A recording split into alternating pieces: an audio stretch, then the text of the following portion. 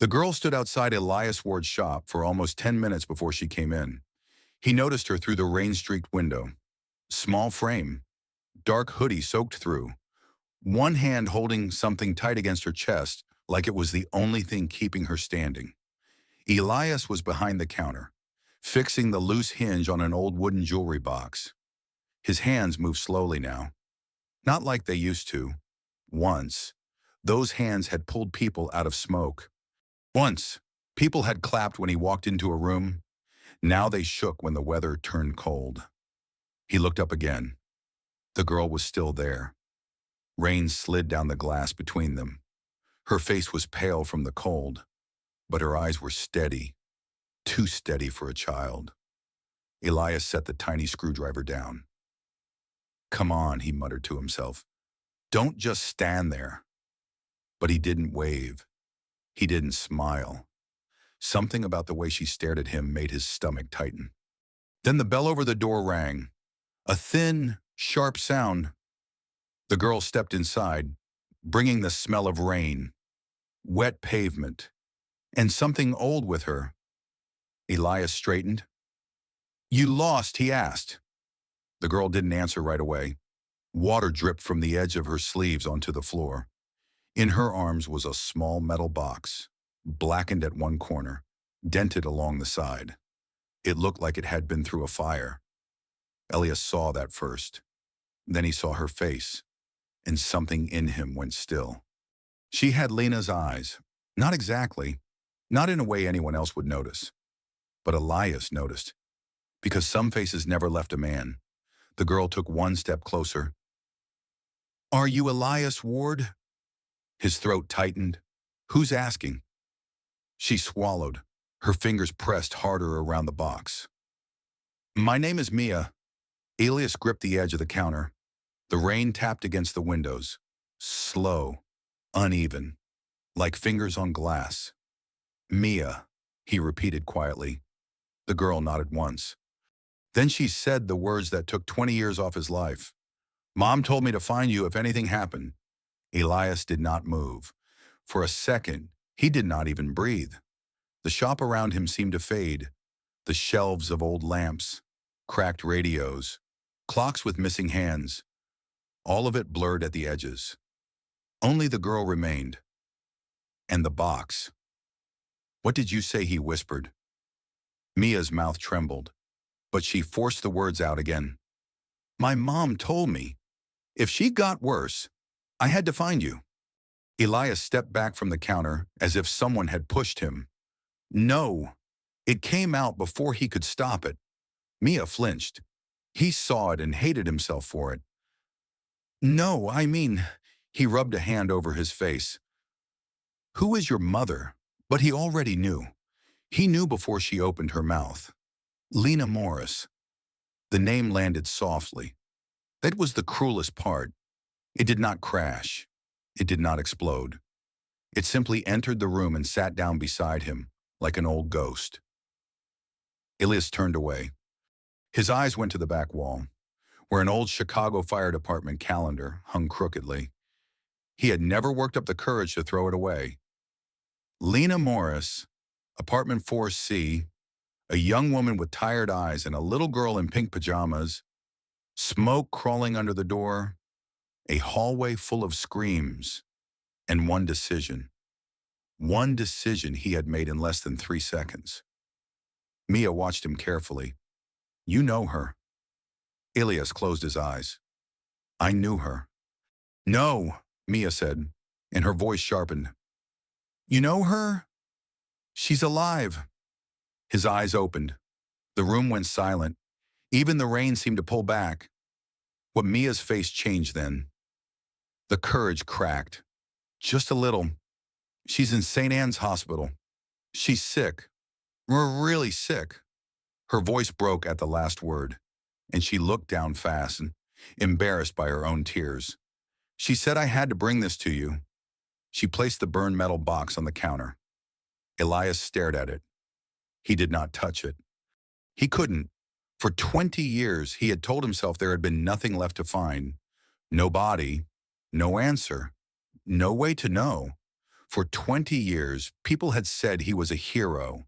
For 20 years, he had smiled when they needed him to smile. Then he went home and sat in the dark. Mia pushed the box closer.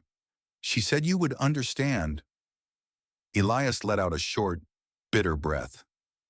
No, sweetheart, he said softly. I don't think I ever did. Mia's eyes narrowed. Don't call me sweetheart. He nodded. Fair.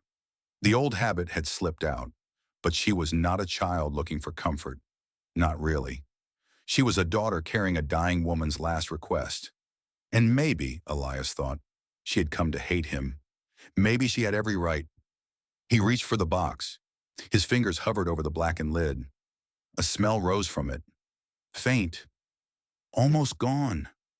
But still there. Smoke. Old smoke. His hand began to shake. Mia noticed. You're scared of it. Elias tried to answer. Nothing came. She stared at him, confused and angry and scared all at once. My mom said you were brave. Elias almost laughed. Not because it was funny, because it hurt. He pulled the box toward him and opened the latch. Inside were three things. An old firefighter badge, scratched and dark around the edges. A photograph burned halfway through, showing a younger Elias in uniform, standing beside a woman with soft eyes and a toddler on her hip. And underneath them, letters. A stack of letters tied with a faded blue ribbon. None of them had stamps. None of them had been sent. Elias picked up the badge first. His badge. The one he thought he had lost the night of the fire. The one he had searched for after the building collapsed. His knees weakened. He had to grip the counter again. Mia spoke quietly now. She kept it. Elias looked at the badge in his palm. 20 years of silence pressed against his chest. Why, he whispered. Mia shook her head. I don't know. Then she wiped her face with the sleeve of her hoodie, trying to look stronger than she felt. She told me you needed to know the truth before she died. Elias looked up slowly. The word died sat between them. Cold, plain, real. Where is she? Mia hesitated. For the first time, she looked like a 12-year-old girl. Lost, wet, too tired. St. Anne's, she said. Room 612. Elias grabbed his coat from the chair, then stopped. His hand froze on the sleeve. He had not gone near that side of Chicago in years. Not the old district, not the hospital near it, not the streets where the fire trucks had once screamed past apartment blocks and people had shouted his name like it meant salvation. Mia saw him stop. Her face hardened. You don't have to come, she said, but her voice said something else. Please come. Please don't make me do this alone. Elias looked at her, at the soaked hoodie, at the burned box, at Lena's eyes staring back through another face. Then he put on the coat. I'm coming, he said. Mia didn't thank him. She only nodded. And when they stepped out into the rain together, Elias Ward felt the old badge heavy in his pocket. He had carried medals before, awards, newspaper praise, handshakes, but nothing had ever weighed as much as that small piece of metal. Not until that day. The drive to St. Anne's took almost 40 minutes, mostly because of the rain. Partly because Elias missed 2 turns he normally never would have missed, and partly because his hands would not stop tightening around the steering wheel every time Mia mentioned her mother's name. The old pickup truck rattled at stoplights. The heater barely worked. Mia sat quietly in the passenger seat with the metal box on her lap, both arms wrapped around it protectively. Every few minutes, Elias glanced at her. She noticed every time. You keep looking at me. Sorry. You think I look like her? Elias swallowed. A little. Mia looked back out the window. People hurried across sidewalks with umbrellas tilted low against the wind. Car headlights stretched across the wet streets like broken gold lines. Chicago always looked colder in the rain. After a while, Mia spoke again. She didn't talk about you much. Elias kept his eyes on the road. That's probably for the best. She talked about the fire. His jaw tightened instantly. Mia noticed that too. She said you carried someone out. Elias nodded once. A boy. What happened to him? He lived. The word came out rough. Alive. That had been the point, hadn't it? One child lived because Elias made a choice, but another family disappeared afterward. That math had never settled correctly in his head. Mia traced a finger along the burned edge of the metal box. She said you kept apologizing. Elias frowned. What? In the hallway, Mia stared down at the box while she spoke. Mom said you kept saying, I'm sorry. I'm sorry. I'm sorry. Elias felt something twist painfully in his chest. Fragments came back suddenly, smoke so thick it felt alive, heat roaring through the walls, Lena coughing, a child crying somewhere above them, and him holding Lena's shoulders while she tried to push past him toward the staircase. Please, she had screamed. My daughter's upstairs. He remembered that. God, he remembered that. Elias blinked hard and focused on the road again. I thought... He stopped. His voice had gone thin. I thought she was behind me. Mia turned toward him. What, that night? Elias gripped the wheel tighter. I thought your mother was right behind me when I went back down the stairs. But she wasn't. No. Rain hammered harder against the windshield. The wipers struggled to keep up. Mia was quiet for a long moment. Then she asked softly, Did you leave her? The question hit harder because she didn't sound angry. Just honest. Children ask painful things plainly. Elias answered after several seconds. Yeah. Mia looked down again. He expected hatred after that. Or disgust. Instead, she whispered, Mom said it wasn't your fault. Elias laughed once under his breath. Dry. Empty. She shouldn't have said that. Why? Because she didn't see what I saw. But she was there. He had no answer to that. The truck rolled through another intersection. Elias could see cyanans now in the distance, glowing pale against the gray evening sky. His stomach tightened the closer they got. Hospitals smelled too similar to smoke sometimes. Sterile air, burned cream, old fear. Mia shifted in her seat. She doesn't have much time. Elias glanced at her quickly. What do the doctors say? They stopped giving timelines. That meant bad. Really bad. Mia rubbed her thumb against the corner of the metal box over and over. Nervous habit, probably her mother's too. Elias noticed little things like that now. The way she tucked loose hair behind her ear. The way she stared out windows before answering difficult questions. Tiny pieces of Lena surviving in another person. It hurt more than he expected. You live with her? He asked quietly. Mia nodded. Just us. No family. She had a sister once. Mia shrugged. I never met her. And your father? The moment the question left his mouth, he regretted it. Mia's expression closed instantly. He left before I was born. Elias nodded slowly. Sorry. She shrugged again like it didn't matter. But children only shrug like that when it mattered too much. They reached the hospital parking garage a few minutes later. Elias parked crooked on the first try. He cursed under his breath and fixed it. Mia watched silently. You nervous? She asked. Yes. At least you're honest. That almost made him smile. Almost? They stepped out into the cold rain and hurried toward the entrance. The hospital lobby was warm and bright. Too bright. Elias immediately felt underdressed. Too old. Too worn out to belong there. His boots squeaked slightly on the polished floor.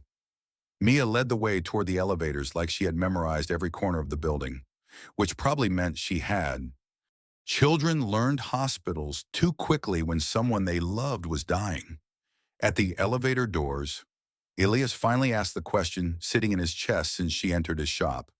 Why now? Mia stared at the glowing numbers above the elevator. She started getting worse last month. Elias waited. Mia swallowed. She said she lied to you. The words caught him off guard. What she said, she lied about what happened after the fire. The elevator doors opened. Neither moved immediately. What does that mean? Elias asked. Mia shook her head slowly. She wouldn't tell me everything. Then why send for me? Maya finally looked him directly in the eyes.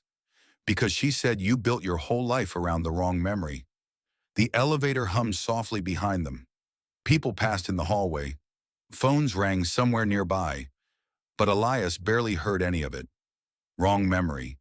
For 20 years, he had replayed that night exactly one way. Every detail burned into him. Lena trapped upstairs. Him choosing another child. Smoke collapsing through the ceiling. Too late to go back. Too late to fix it. Too late to deserve peace afterward.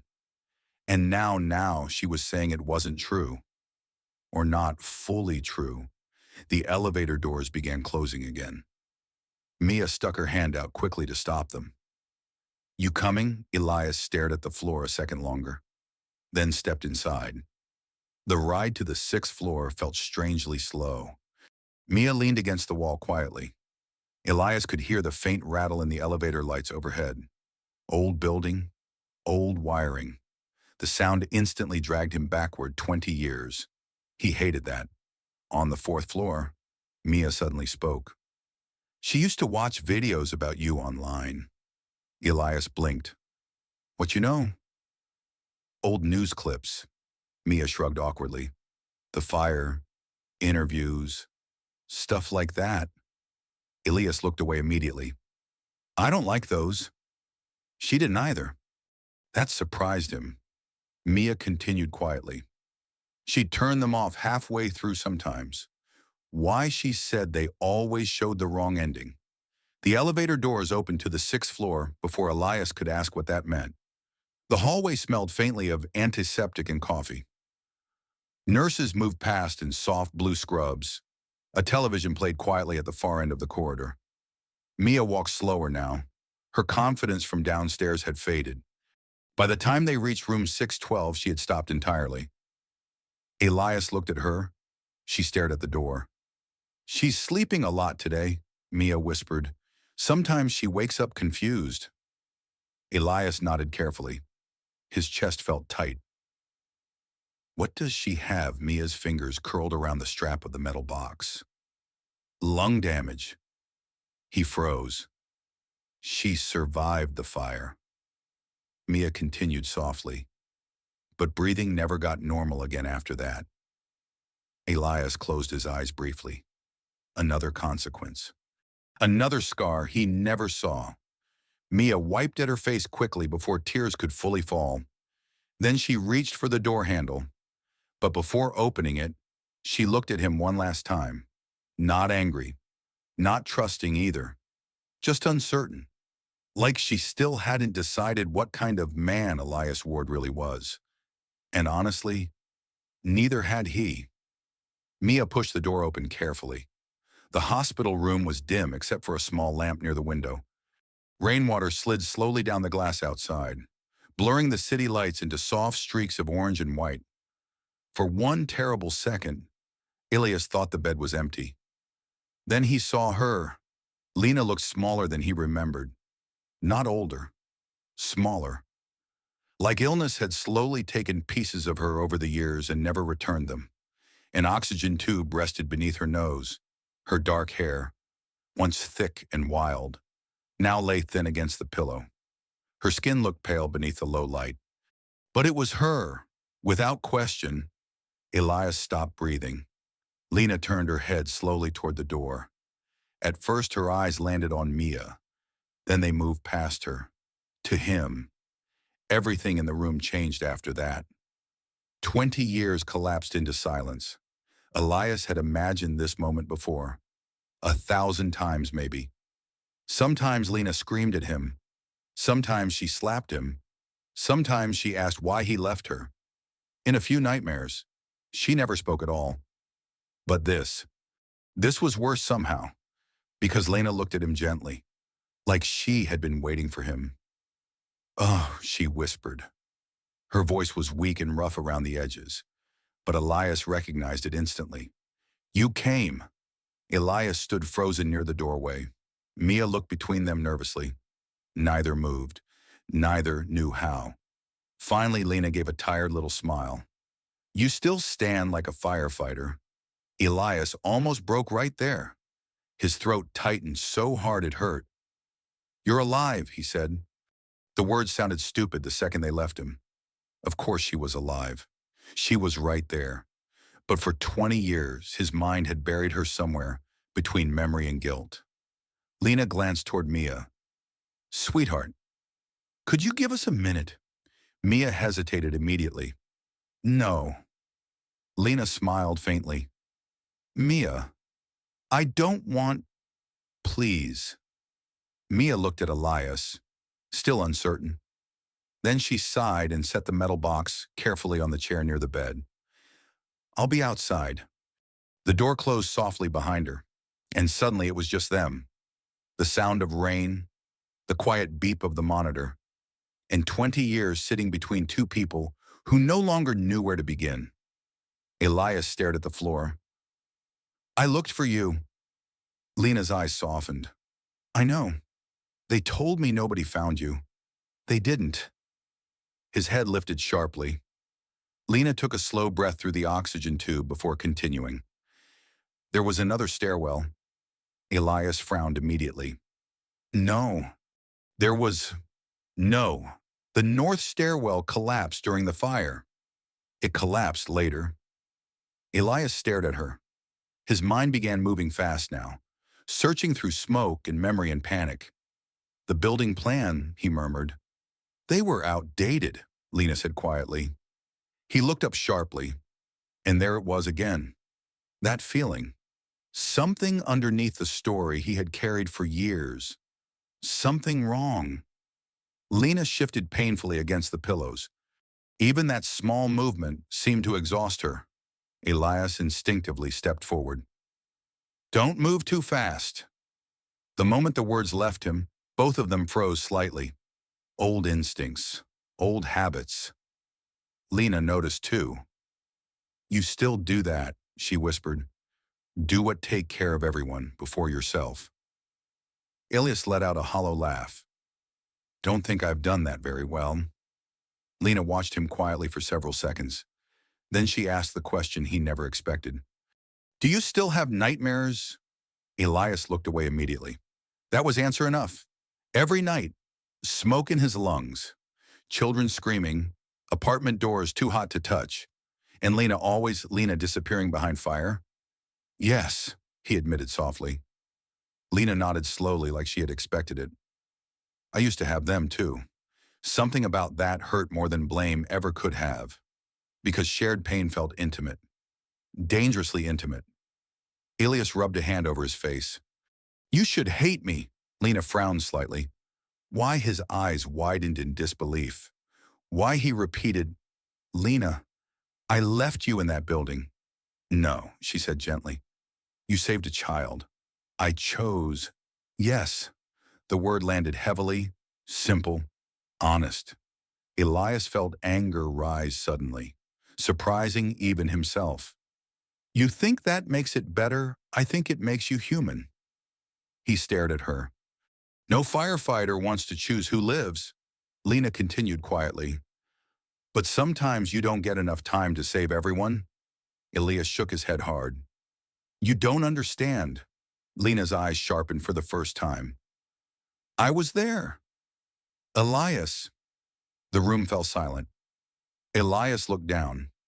Ash memory flooded back again. The little boy trapped near the staircase. Ceiling beginning to fail. Radio screaming evacuation orders. Lena grabbing his arm. "My daughter's upstairs." Smoke pouring down the hall. And him hesitating. God, that hesitation had ruined him more than the decision itself. Lena watched his face carefully. "You stayed longer than you were supposed to." Elias laughed bitterly, and it still wasn't enough. No, she said softly. It wasn't. That honesty hit harder than comfort would have. She wasn't trying to erase what happened.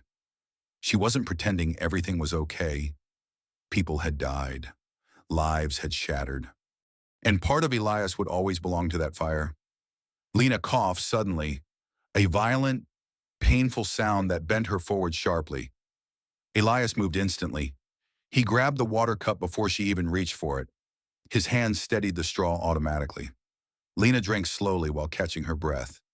When the coughing finally eased, she leaned back exhausted. Still fast, she whispered. Elias set the cup down carefully. You need a nurse. I need honesty first. He looked at her. Lena's eyes drifted toward the rain outside the window. For years, she said quietly. I thought maybe I should have found you sooner. Elias frowned. Why didn't you? Lena smiled sadly. Because every time I saw your face on television, you looked like a man already drowning. Elias said nothing, because she was right. Retirement hadn't fixed it. Neither had therapy, or divorce, or time. He had spent 2 decades surviving instead of living. Lena reached slowly toward the bedside drawer. Her hand trembled badly. Elias helped without thinking, pulling the drawer open for her. Inside was a thick folder stuffed with papers, building inspection reports, old photographs, legal documents. Elias stared. What is this? Lena looked at the folder for a long moment before answering. The reason I asked Mia to find you. His stomach tightened. Lena's voice lowered. The fire shouldn't have spread the way it did. Elias felt cold suddenly. The sprinkler system failed, he said automatically. Yes, the investigation already proved electrical faults caused the collapse. Lena looked directly at him. No, she whispered. That's what they told the public. Elias stared at her. His firefighter instincts returned immediately now, sharp and alert beneath years of exhaustion. What are you saying? Lena took a shaky breath. I'm saying someone lied. The monitor beside her continued its steady rhythm. Beep, beep, beep. Elias looked down at the folder again. A terrible feeling began building slowly in his chest. Not guilt this time. Something else. Dread. Lena's eyes filled slightly with tears. For 20 years, she whispered, you punished yourself for a decision that never should have existed in the first place. Elias opened the folder slowly. The first photograph showed the apartment building before the fire. The second showed exposed wiring inside the walls. The third, Elias froze completely. A signed inspection approval dated only 3 weeks before the fire. He recognized the signature instantly. Richard Vale, City Fire Safety Inspector. Elias felt his blood turn cold, because Richard Vale had testified publicly after the fire. He had sworn the building met safety code standards. And suddenly, after 20 years, Elias understood why Lena's last request had not been about blame. It had been about truth. Elias sat in the hospital chair long after Lena stopped talking. The folder rested heavily in his lap. Outside the room, a cart rolled down the hallway. Someone laughed softly near the nurse's station. A television played an old game show somewhere far away. Normal life kept moving. But inside room 612 time felt strange. Bent. Unsteady. Elias stared at Richard Vale's signature again.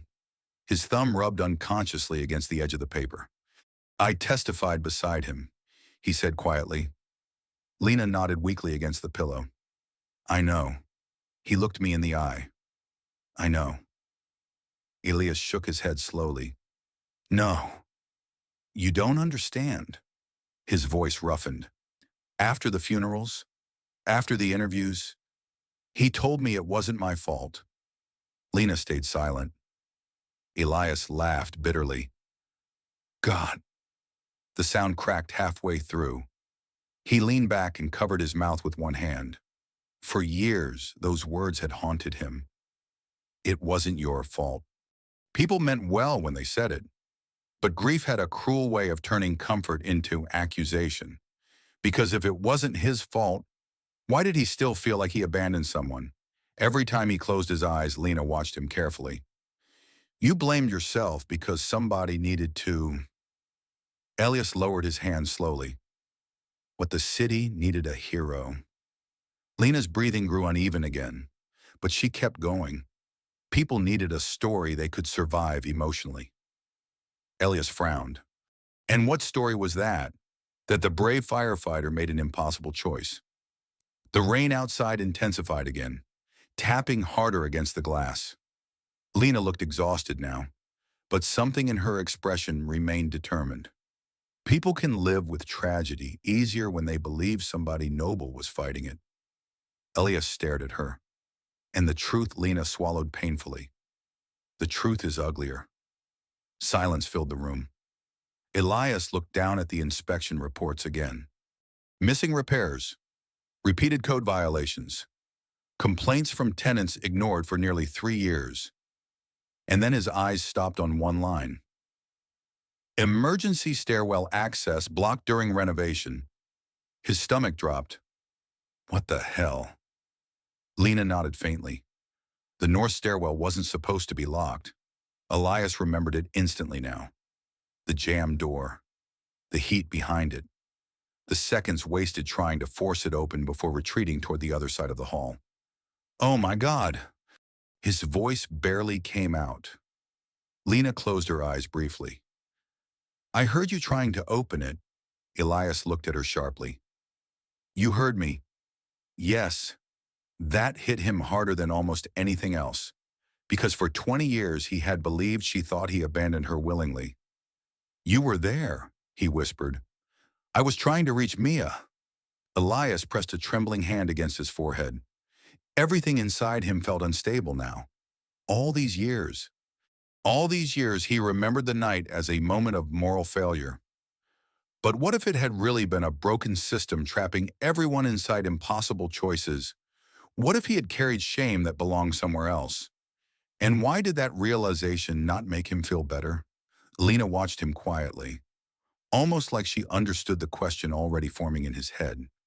Because guilt becomes part of people after long enough, she said softly. Elias looked up slowly. You learn to live inside it. He stared at her. How are you reading my mind? A tired smile touched her face. You were always easy to read. For the first time since entering the room, something warm flickered briefly between them. Not romance. Not exactly. Something older. Recognition. Two people who survived the same fire in different ways. Then Lena's coughing started again. Harder this time. Violent enough that Elias was on his feet instantly. He pressed the nurse button beside the bed. Lena waved weakly. I'm okay. You are not okay. The sharpness in his voice surprised both of them. A nurse entered moments later, checking monitors calmly while Lena struggled to steady her breathing. Mia appeared behind the nurse, eyes wide with fear. What happened? She's all right, the nurse said gently, just exhausted. But Mia stayed frozen near the doorway. Elias noticed how tightly she hugged herself when she got scared. Another thing inherited from her mother. The nurse adjusted Lena's oxygen and lowered the lights slightly before leaving again. When the room quieted, Mia finally stepped closer to the bed. You pushed too hard again, she whispered. Lena smiled faintly. Probably. Mia's eyes filled immediately. You always do that. Lena reached for her daughter's hand slowly. I needed to tell him. Mia glanced toward Elias then, still uncertain, still studying him, as if every few minutes she discovered a different version of the man standing in front of her. The hero, the coward, the old firefighter, the broken stranger. Elias understood that look. Hell, he'd spent 20 years seeing all those versions himself. Mia sat carefully on the edge of the chair beside the bed. You never told me all this before. Lena brushed her thumb gently across Mia's knuckles. I was trying to protect you. From what Lena hesitated. Then looked toward Elias. From inheriting my anger. The room fell quiet again. Mia frowned. But you weren't angry. Lena smiled sadly. Oh, sweetheart. I was angry for a very long time. Elias lowered his eyes. He could believe that. He remembered Lena screaming his name in the hallway, while smoke swallowed everything around them. That kind of terror left scars. What changed? Mia asked softly. Lena looked out toward the rain-covered window. You did. Mia blinked. What? When you were little. Lena's voice weakened again, but she continued. You used to ask me if heroes were real. Mia looked embarrassed suddenly. I was 6, and I told you they were. Lena smiled faintly. But then one day you asked me something else. Mia frowned, trying to remember. Lena's eyes drifted toward Elias. You asked if heroes still counted when they were scared. Elias felt something tighten painfully in his chest. Mia looked down quietly. And what did you say? Lena answered without taking her eyes off Elias. I said being scared is usually what makes someone human. The room went silent after that. Not awkward, just heavy. Like everyone inside it suddenly understood something difficult at the same time. Elias sat back down slowly. His knees felt weaker than before. Mia studied him again. Less guarded this time, but more confused. Can I ask you something? She said. Elias nodded. When you chose the boy instead of mom, she stopped there. Couldn't finish. Didn't know how. Elias understood anyway. His throat tightened. That boy was 7, he said quietly. A beam had collapsed across the stairwell. He was trapped underneath it. Mia listened silently. He couldn't move. Elias stared down at his rough hands while he spoke, and the fire was spreading too fast. Lena closed her eyes. She remembered. You thought he would die. I knew he would. Mia swallowed hard. So why didn't you go back after Elias froze? There it was. The real question. The one nobody had ever asked him directly before. Not reporters, not therapists, not his ex-wife, not even himself. If he was being honest. Why didn't he go back? Elias looked at Mia, really looked at her, 12 years old, terrified her mother was dying, trying desperately to decide whether to forgive a man she barely understood. And suddenly lying felt impossible. I was afraid, he whispered. Mia blinked. Elias continued before courage disappeared. The ceiling collapsed near the stairwell. My radio stopped working. I couldn't see anything. His voice shook slightly now, and for 1 second, he stopped. Lena watched him carefully. For 1 second, what? Mia asked quietly. Elias swallowed. For 1 second, I wanted to live. Nobody spoke after that, because ugly truths rarely sounded dramatic. Sometimes they sounded small, human, ashamed. Mia lowered her eyes slowly. And Lena began crying silently beside the window while rain slid down the glass behind her. Lena cried quietly for a long time. Not dramatic crying, not loud, just tears slipping down her face while she stared toward the rain outside the hospital window. Elias sat motionless beside the bed, and Mia looked between them both like she had suddenly walked into a room filled with emotions too old and heavy for her to carry. Finally, she stood. I'm getting coffee. Neither adult stopped her. The door closed softly behind her. Silence settled again. Elias rubbed his palms together slowly. I shouldn't have said that in front of her. Lena wiped carefully beneath her eyes. No, she whispered. You should have. Elias frowned. She's a kid. She's been living in hospitals for 2 years. Lena gave a tired smile. She stopped being just a kid a while ago. That hurt to hear, because it was true. Mia moved through the hospital like somebody much older. Quiet, careful, always watching. Children learned adulthood early when sickness entered a house. Elias leaned forward slightly in the chair.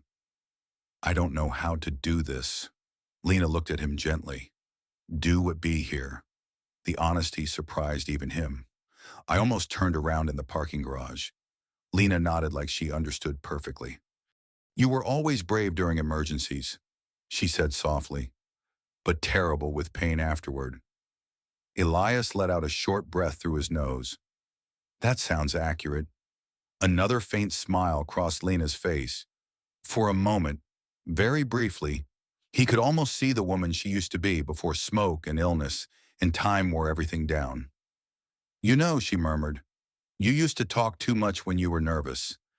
I still do. No. Lena shook her head slowly. Now you go quiet instead. Elias stared at the floor.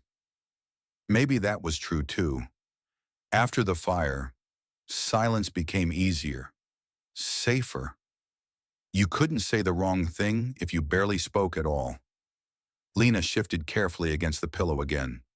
You stopped visiting the old station after retirement. Elias looked up sharply. How do you know that I asked around once? Why, Lena hesitated. Then she gave the smallest shrug. I wanted to know if you were okay. That nearly undid him. After everything, after all the years he believed she must hate him, she had still wondered if he was all right.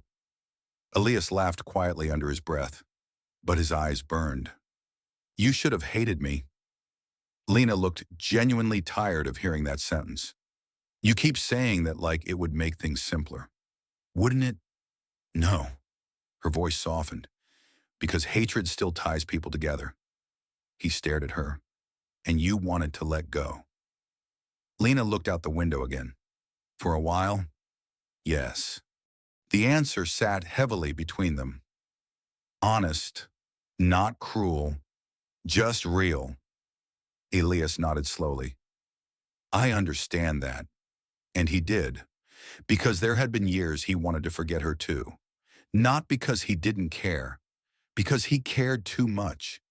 Every memory of Lena carried the weight of survival, the guilt, the what-ifs, the image of smoke swallowing the hallway while her voice disappeared behind him.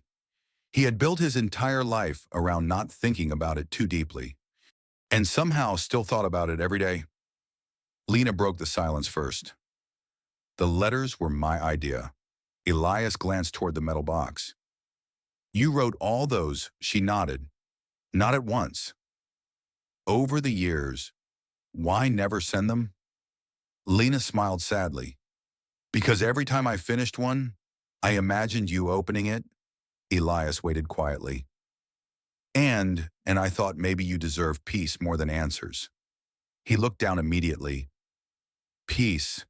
He almost laughed at the word. Lena noticed. You really never forgave yourself.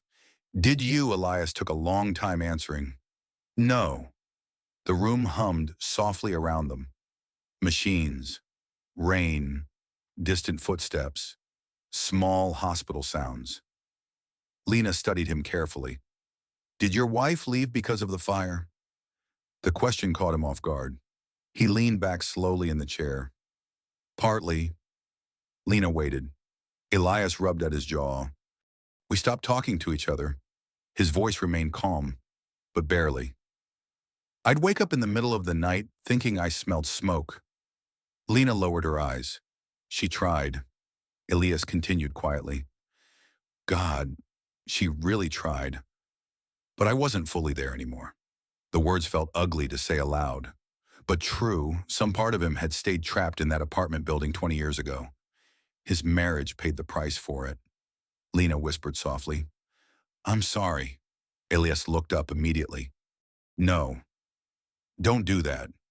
What? Don't apologize for my life. Lena's expression softened. There's the firefighter again. What's that supposed to mean? You still carry responsibility for everyone in the room. Elias opened his mouth to argue, then stopped, because she was right. Again, the door opened before either could speak further. Mia entered carefully carrying 2 paper cups of coffee and 1 hot chocolate. She handed the hot chocolate to Lena first, then hesitated before offering Elias the coffee. Their fingers brushed slightly when he took it. Mia studied him closely again. Less fear now, more curiosity. You really couldn't sleep after the fire. Elias looked at the coffee cup in his hands. No. For 20 years, most nights. Mia frowned. Why didn't you just... She searched for the words. Move on. Elias smiled sadly at that. Children thought healing was linear. Adults knew better. Sometimes, he said quietly, people survive things their mind keeps trying to finish. Mia sat back down slowly. That answer stayed with her. You could tell. She looked toward her mother. Did you have nightmares too? Lena nodded once. Sometimes, but not anymore. Lena glanced toward Elias before answering. Not as much. Why? Lena took a slow sip from the hot chocolate. Then she smiled faintly. Because eventually I realized something. Mia waited. Lena's voice became softer. That night ruined more than one person. Elias looked away immediately. Mia noticed both reactions. Children noticed everything, especially silence.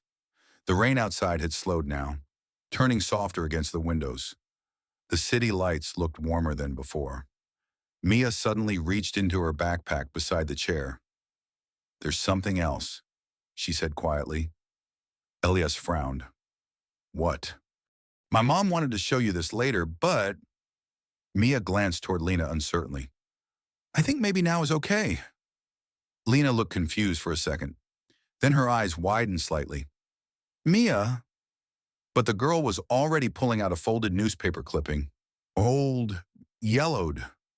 Elias took it carefully. The headline read, Firefighter Elias Ward saves child in Southside Inferno. Underneath was a photograph. Young Elias covered in soot, carrying a crying boy wrapped in a blanket.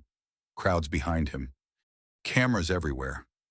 The picture shook slightly in Elias's hands. I remember this day, Mia said quietly. Elias blinked. You weren't born. I know. Mia pointed toward the article. But Mom kept it. Elias frowned slowly. Why would she keep this? Mia looked down awkwardly. She used to show it to me when I was little. Lena closed her eyes briefly like she already knew what was coming next. Mia continued softly. When I asked if heroes were real, Elias looked toward Lena again. Then back to Mia. The girl swallowed. She showed me this picture and said, Mia's voice weakened slightly. Sometimes good people make impossible choices. Elias felt something crack open quietly inside his chest. Not relief, not forgiveness. Something smaller, more fragile. The possibility that maybe Lena had not remembered him as a monster all these years. And somehow, that hurt even more, because mercy was harder to carry than blame. Mia looked at him carefully. You know what's weird? Elias cleared his throat. What I thought you'd feel bigger. He blinked. What? She shrugged awkwardly. In the articles. You looked larger somehow. Elias laughed unexpectedly. A real laugh this time. Small, brief, but real. Lena smiled watching him. And for one quiet moment inside that dim hospital room, the weight of 20 years loosened just enough for all three of them to breathe. The quiet didn't last long. Around 9 that night, Lena fell asleep. Real sleep this time. Not the restless drifting she'd been doing earlier. Her breathing finally steadied beneath the soft hiss of oxygen. Mia sat curled in the chair beside the window, with her knees pulled to her chest, pretending to scroll through her phone even though she hadn't looked at the screen in 10 minutes. Elias stood near the hallway door holding the folder again. Something inside him would not let it go. The inspection reports. The block stairwell. Richard Vale's signature. Pieces of the fire he had never questioned deeply because guilt made questioning unnecessary. If you already believed you were the problem, you stopped looking for other answers. Mia noticed him staring at the papers. You're doing the firefighter face again. Elias looked up. The what? The serious face. She pointed vaguely, like you're trying to solve something. That almost made him smile. I probably am. Mia hesitated. Then she lowered her voice. There's more. Elias frowned slightly. What do you mean? Mia glanced toward the sleeping Lena first. She didn't tell you everything yet. A cold feeling moved slowly through his chest. What didn't she tell me? Mia stood and walked carefully toward him. Then she reached into the side pocket of her backpack and pulled out a small flash drive. Elias stared at it. She made me promise not to show you unless... Mia swallowed. Unless she got too tired. Elias took the drive slowly. What's on this? Mia looked genuinely nervous now. She said it explains why she disappeared after the fire. Elias stared at the tiny object in his hand. 20 years. 20 years of questions. And somehow the answers fit into something smaller than his thumb. When did she make this? He asked quietly. Few weeks ago. Does anyone else know? Mia shook her head. No. Elias looked toward Lena sleeping in the bed, then back to the drive. His instincts sharpened again. Not firefighter instincts this time. Something more personal. The feeling that truth was approaching too quickly. Do you have a laptop? Mia nodded. In my bag. 10 minutes later, they sat together in the empty hospital family lounge down the hall. Most of the lights were dimmed. A vending machine buzzed softly in the corner. Rainwater slid slowly down the dark windows overlooking the parking garage. Mia opened the laptop silently. Elias inserted the flash drive. There was only one video file, untitled, recorded 3 weeks earlier. His hand hovered over the trackpad. You don't have to watch if you don't want to, Mia said softly. Elias clicked play. The video began shakily. Lena sat in what looked like her apartment living room. She wore an oxygen tube there too, though weaker than now. The camera angle suggested Mia had helped set it up. For several seconds, Lena only stared into the camera, like she wasn't sure where to begin. Then she spoke. If you're watching this, it means I ran out of time to explain things properly. Elias leaned forward unconsciously. Lena took a slow breath. Elias, there's something I never told you about the fire. His stomach tightened instantly. In the hallway that night, when you tried to open the north stairwell. Elias felt his pulse quicken. I already knew the door wouldn't open. He froze. Beside him, Mia looked confused. What? Video Lena continued quietly. 3 days before the fire, the maintenance manager told residents not to use that stairwell because of renovation work. He said the locks were temporary. Elias stared at the screen. No, that wasn't possible. Nobody had told emergency responders. Nobody had reported blocked exits. After the fire, Lena continued, I tried to tell investigators. The room felt colder suddenly, but nobody wanted to hear it. Elias frowned sharply. What do you mean? Mia whispered. Wait. Video Lena looked exhausted even there. Weeks ago, a lawyer visited me at the hospital while I was recovering. Elias felt his chest tighten. He said the city already had its story. Lena looked down briefly before continuing. Faulty wiring. Tragic accident. Heroic firefighter saves child. Elias went completely still. The lawyer told me if I pushed harder about the stairwell, they would investigate everyone involved. Lena's eyes glistened slightly, including Elias. Mia looked horrified. They threatened you. Lena nodded slowly in the video. They implied Elias might lose everything if the investigation became complicated enough. Elias leaned back slowly in the chair. His entire body felt numb. They knew you already blamed yourself, Lena whispered from the screen, and they used it. The vending machine hummed quietly behind them. Neither Elias nor Mia spoke. Lena continued. I was injured, alone, terrified, and I had a baby to protect. Her voice cracked slightly. So I signed papers. Elias stared at her. What papers? Lena closed her eyes briefly. Settlement agreements, confidentiality forms, statements written by city attorneys, Mia whispered. Mom. Lena's eyes reopened slowly. I told myself I was surviving. Elias felt sick. 20 years. 20 years carrying shame while people in offices protected themselves behind legal documents and public ceremonies. Video Lena continued carefully. But that isn't the whole truth either. Elias frowned again. There's one more thing I need you to know. Mia looked toward him nervously. Elias couldn't move. In the hallway that night, Lena said softly, you came back. The world seemed to stop. Elias blinked hard. No, that wasn't right. He remembered leaving. He remembered the collapse. He remembered smoke swallowing everything. But coming back, no, he whispered. Video Lena nodded gently as if hearing him somehow. Yes. His breathing turned uneven. Lena continued. You went downstairs with the boy, then you handed him to paramedics. Her eyes filled with tears, and you came back inside. Mia looked stunned.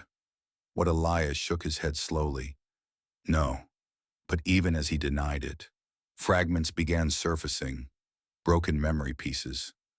Running back through smoke, heat blasting across his face, someone grabbing his turnout coat near the entrance, hands holding him back. You were already injured, Lena whispered from the screen. Part of the ceiling had collapsed near the lobby stairs. Elias pressed a hand against his forehead. A migraine-like pain spread behind his eyes. You tried to go back up. His chest tightened violently. No. You kept screaming there was still a woman upstairs. Elias stared blankly at the laptop screen. And suddenly he remembered. Not clearly, but enough. Rain mixing with ash outside the building. 2 firefighters restraining him near the entrance. His radio dead, his helmet gone. Someone shouting the structure was failing, and him trying God. He had tried. Tears filled Mia's eyes first. She looked at Elias differently now. Not like a hero, not like a coward, like a man whose memory had betrayed him. Video Lena smiled sadly through her exhaustion. For 20 years, Elias, you remembered your fear. Her voice softened further. But you forgot your courage. The video ended there. No music, no dramatic goodbye, just silence. Elias sat motionless, staring at the dark laptop screen long after playback stopped. Beside him, Mia wiped her face quietly.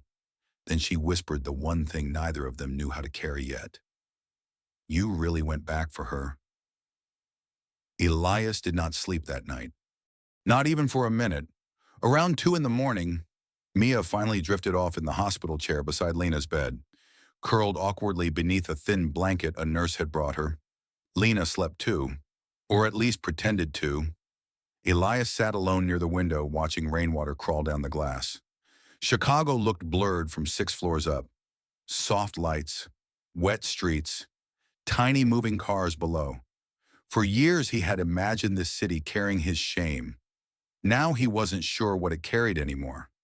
The old memory kept replaying in pieces. Hands grabbing his coat, smoke exploding through the stairwell, him trying to force his way back inside. He had forgotten all of it. Or maybe not forgotten. Maybe buried. Because the version where he failed was easier to understand than the version where he tried and still lost. That realization hollowed him out. Around 3, Lena's voice broke softly through the dark room. You're thinking too loud again. Elias looked over. You're awake. Hard to sleep with all your guilt pacing around the room. He let out a tired breath through his nose. Sorry. Lena shifted carefully against the pillow. Pain crossed her face immediately. Elias stood instinctively. You need something water. He handed her the cup before she finished asking. Again. Automatic. Lena drank slowly, then looked at him over the rim of the cup. You remember now. It wasn't a question. Elias nodded once. I remember enough. Silence settled again. Then he asked quietly, why didn't you tell me sooner? Lena looked down at the blanket across her legs. Because at first, I blamed you too. The honesty hurt, but it also felt deserved.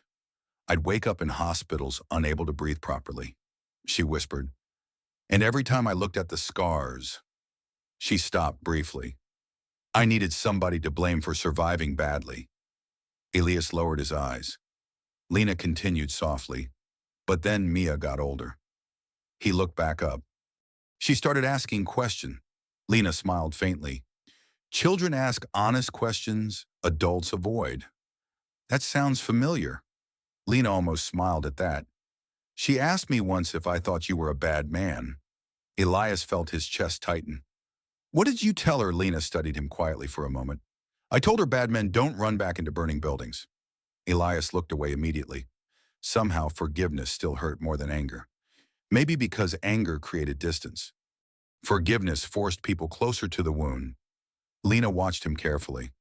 You still think punishment and redemption are the same thing? Elias frowned slightly. Aren't they? No. The answer came instantly.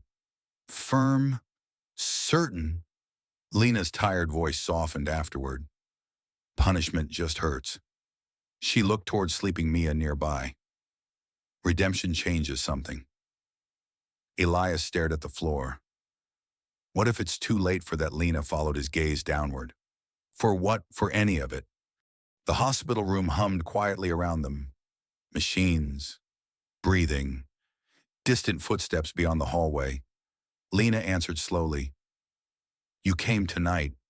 That doesn't erase 20 years. No. She shook her head gently. But maybe it changes tomorrow. Elias wanted to believe that. He just didn't know how. At 6 a.m, a doctor entered the room. Young guy, early 30s maybe, tired eyes behind thin glasses. He checked Lena's chart quietly before asking if they could speak outside. Elias immediately saw the fear in Mia's face when she woke and noticed the doctor. Children learn to recognize that tone too. The doctor spoke softly in the hallway. She's declining faster than we expected. Elias felt cold instantly. How much time? The doctor hesitated. That's difficult to predict exactly. Which usually meant not long. Mia folded her arms tightly across her chest. Just say it. The doctor looked at her carefully. Possibly days. The hallway fell silent. Mia looked away immediately. Not crying, not yet, just trying desperately not to. The doctor continued explaining medication adjustments and comfort care options, but Elias barely heard most of it. Days. After 20 years. Days. When the doctor finally left, Mia remained staring at the floor. Elias stood beside her awkwardly. No idea what to say. No right words existing anyway. Finally, Mia whispered.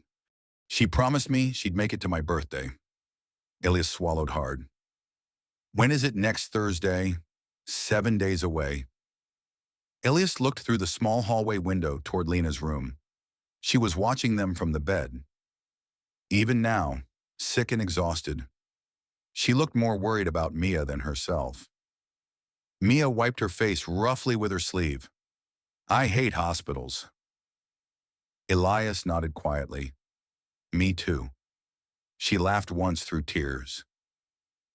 A broken little sound. Then suddenly she looked at him. Directly. Can I ask you something weird? Sure. If Mom... Mia stopped. Couldn't finish. Elias waited patiently. If she dies, Mia whispered, what happens to all this? The question shattered him a little, because beneath it was the real fear. Not death. Aloneness. Mia wasn't asking about paperwork or funerals. She was asking if anybody stayed afterward. Elias answered carefully. You won't be alone. The words came naturally, immediate. And the second he said them, both of them realized what he meant. Mia stared at him. You barely know me. That doesn't matter. Yes, it does. No, Elias said softly. Not as much as people think. Mia looked uncertain, almost suspicious of kindness. That broke his heart more than anything else. Children should trust care easily. Life had clearly taught her otherwise. Before either could speak again, voices echoed farther down the hallway. Two men in dark suits approached the nurse's station carrying folders. City officials, maybe. Insurance. Hospital administration. One of them glanced toward room 612, then toward Elias, and stopped. Elias recognized him immediately. Older now, gray at the temples, but unmistakable. Richard Vale, the former city fire inspector. The man whose signature sat on those reports. Vale's expression changed instantly upon seeing Elias. Not guilt, recognition, followed quickly by discomfort. He said something quietly to the other man before walking toward them. Mia noticed Elias tense immediately. You know him. Elias nodded slowly. Vale stopped a few feet away. Elias. Hearing his name from that man's mouth after 20 years made something ugly twist inside him. Richard. Vale glanced toward Lena's room. His face tightened slightly. I heard she was here. Mia stepped closer to Elias instinctively. Protective now.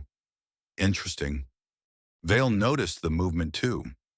Then his eyes landed briefly on the folder beneath Elias's arm, and Elias saw it. Fear. Just for a second, but real. Vale lowered his voice. We should talk privately. Elias stared at him. No. Vale sighed softly, like a man already tired of damage control. You don't understand the situation. Elias stepped closer. No, he said quietly. I think I finally do. Vale's jaw tightened. People moved around them in the hallway without noticing the tension building between two aging men connected by one terrible night. You need to think carefully before reopening old wounds, Vale said. Elias almost laughed. Old wounds. He had built an entire life inside those wounds. Vale continued quietly. The city can't survive another scandal tied to that fire. There it was.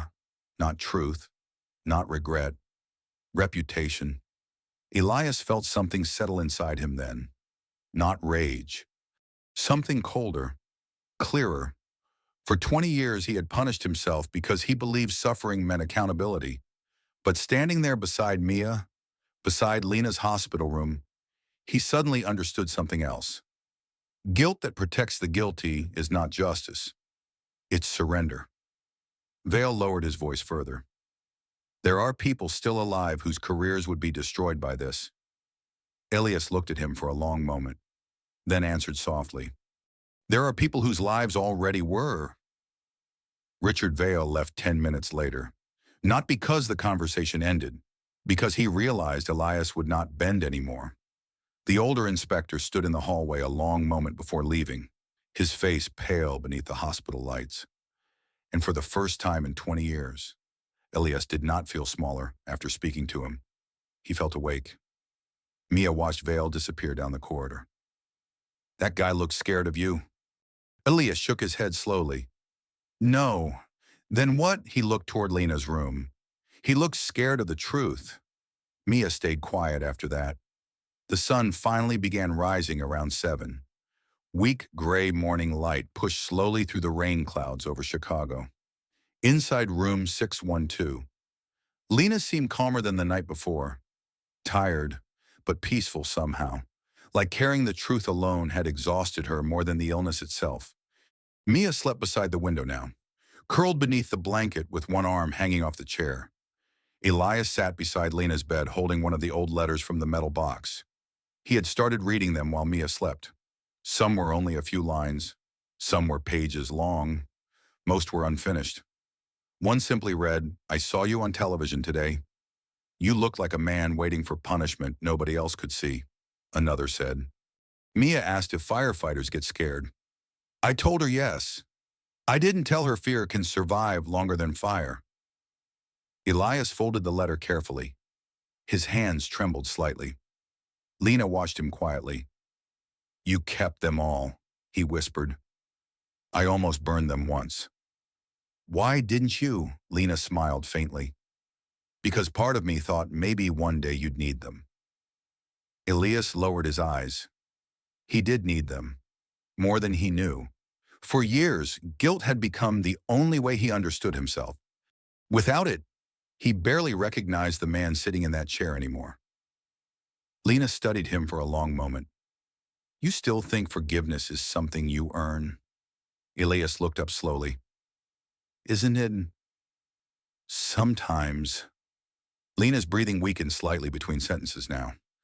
But sometimes forgiveness is something people give, because carrying hatred hurts too much. Elias sat quietly with that. Then he admitted something he had never said aloud before. I don't know how to live without blaming myself. Lena's eyes softened immediately. That's the saddest thing you've said all night. The room fell silent again. Not uncomfortable, just honest. A nurse entered briefly around 8 to adjust Lena's medication. She moved gently, speaking softly, clearly aware of the emotional gravity hanging in the room. Before leaving, she paused beside Elias. She talks about you a lot. You know. Elias blinked. What?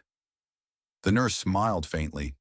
She says you once carried half a refrigerator down 4 flights of stairs because an old woman didn't want to leave it behind during an evacuation. Lena laughed weakly from the bed. You did. Elias rubbed his face, embarrassed. She was yelling at everybody. She was 83. She had excellent aim with a broom. Even Mia laughed quietly at that, half awake beneath the blanket. The sound changed something in the room. Not magically, not perfectly, but enough. Enough to remind them all the life was still happening around grief. Hours passed slowly afterward. The rain finally stopped around noon. Sunlight touched the edges of the hospital window for the first time since Elias arrived. Mia spent most of the afternoon beside her mother, sometimes talking quietly, sometimes just holding her hand. Elias stayed too, not because he knew what role he belonged in, but because leaving felt wrong. Around 3, Lena motioned weakly toward him. Come here. Elias moved closer immediately. Her breathing had grown noticeably thinner now. Every sentence cost effort. There's one more thing, she whispered. Elias leaned closer. Lena's eyes drifted briefly toward Mia before returning to him. The boy. Elias frowned slightly. The one you saved. His chest tightened instantly. What about him? Lena smiled softly. He became a paramedic. Elias stared at her. What he visited me last year. Shock moved visibly across Elias's face. How would he even know who you were? He spent years researching the fire, Lena whispered, trying to understand why a firefighter nearly died saving him. Elias could barely breathe. Lena continued weakly. He said you visited him in the hospital afterward. Fragments surfaced again. A little boy with burns along one arm. Tiny hospital bed. Elias sitting beside him in silence, because he had no idea what to say. He remembered you bringing him crayons, Lena whispered. Elias laughed softly through sudden tears. I hate drawing. I know. And I bought the cheapest crayons in the store. Lena smiled. He kept them anyway. Elias looked down hard. Emotion clogged painfully in his throat. All these years, he remembered the fire only as the moment he failed someone. But somewhere out there lived a man who remembered it as the moment somebody refused to let him die. Neither version erased the other. That was the difficult part. Life rarely offered clean endings. Lena reached weakly toward him then. Elias took her hand carefully. Her skin felt cold, fragile. You asked if you still deserve forgiveness? She whispered. Elias's eyes filled immediately. Lena squeezed his hand with surprising strength for one brief second. You came back for strangers, Elias. Her breathing shook, and you came back for us. Tears slid quietly down Elias's face. He did not hide them. For once, he was too tired to. Mia moved beside the bed silently and held her mother's other hand. The 3 of them stayed like that while afternoon sunlight slowly filled the room. No dramatic speeches, no perfect healing, just people sitting inside truth together. Lena fell asleep not long after, peacefully, still holding both their hands. And sometime near sunset, she stopped breathing, quietly, almost gently. The nurse later said it was one of the calmest passings she had ever seen. Mia cried into Elias's chest in the hallway afterward, hard, violently. The kind of crying children save until they finally feel safe enough to collapse. Elias held her the best he could. Not perfectly, but honestly, weeks later, the city investigation reopened. Reporters called constantly. Old officials resigned. Richard Vale disappeared from public life entirely after records proved safety violations had been hidden for years. People asked Elias if he felt vindicated. He never answered that question directly, because vindication implied victory, and there was no victory inside loss, only truth. And truth, he learned, was quieter than revenge. On Mia's 13th birthday, Elias gave her the repaired metal box. He had restored the hinges carefully himself. Inside were Lena's letters, the burned photograph, and his old firefighter badge. Mia stared at it for a long moment. "You sure?" Elias nodded. "She kept it longer than I ever did." Mia smiled sadly. Then she looked up at him. "What happens now?" Elias glanced toward the rainy Chicago street outside the apartment window. People moved past carrying groceries, umbrellas, coffees. Ordinary life, messy life, continuing life. Then he looked back at her, and for the first time in 20 years, Elias Ward answered honestly without guilt, speaking first. "We figure it out," he said softly, "not because the past disappeared, not because pain ended, but because sometimes surviving something terrible was not the same as understanding it, and maybe forgiveness was never about deciding whether someone deserved love again. Maybe it was deciding they were human enough to need it."